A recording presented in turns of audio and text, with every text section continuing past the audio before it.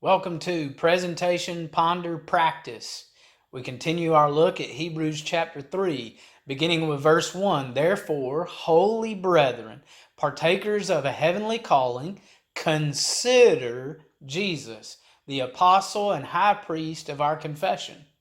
Let's contrast Jesus to Moses, beginning with some notes on Moses. Moses was a faithful servant of God in God's house, according to verse 5 of Hebrews chapter 3, which says, And so Moses, on the one hand, was faithful in all his house as a servant for a testimony of those things which were to be spoken later. The faithfulness of Moses, mentioned in Hebrews 3 and verse 2, is repeated now here in verse 5.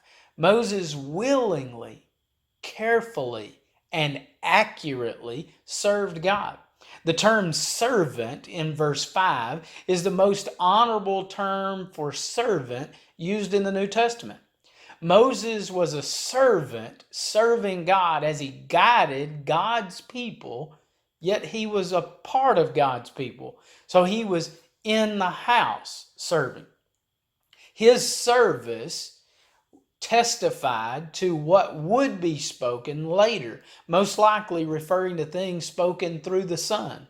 The life of service Moses lived is an example of the life of service the gospel calls holy brethren to live. Now let's think about Jesus, who is the faithful Son over God's house.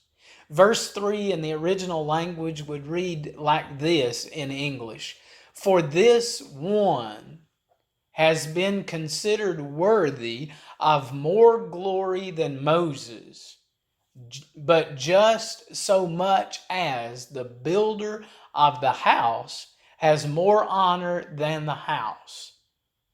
Obviously, based upon Hebrews 3 verse 1, we are to consider Jesus in comparison to what is now said about Moses.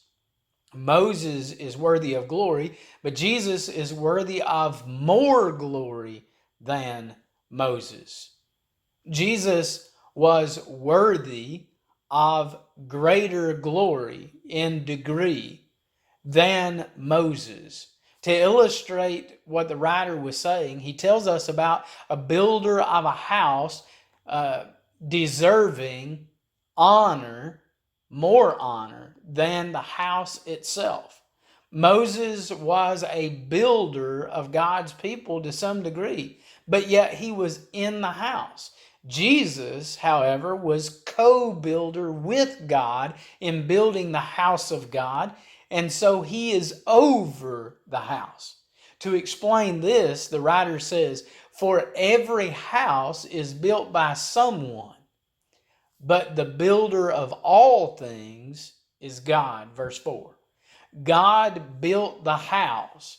Even if Jesus built the house, he worked in coordination with God to build it. But Christ, verse 6, as a son over his, God's house, whose house we are, if we hold fast our confidence and the boasting of our hope. Verse 6. The contrast is twofold.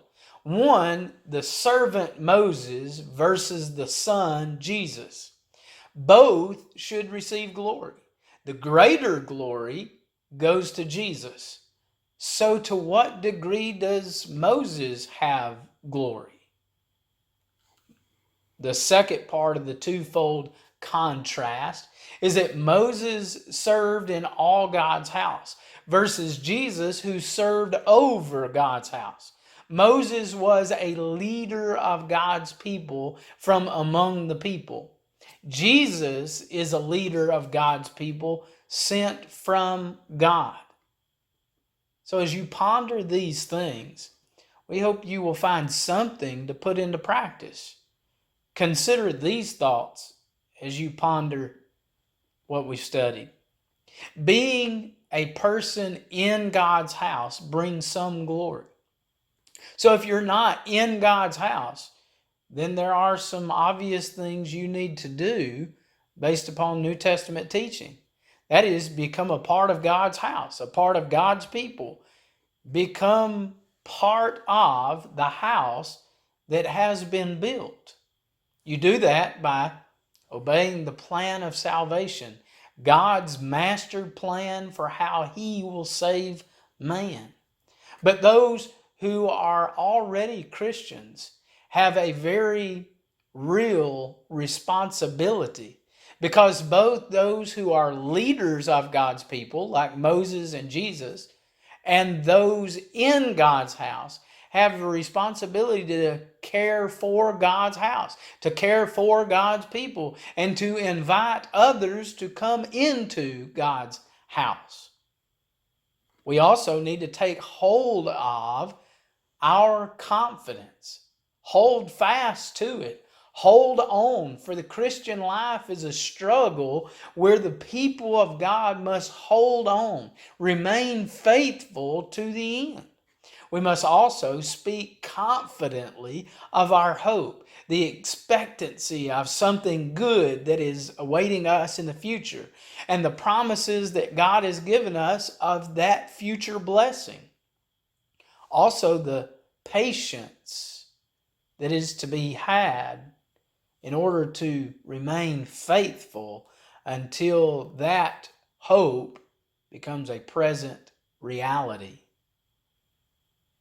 We hope that in these thoughts you will find something to ponder further and something to put into practice.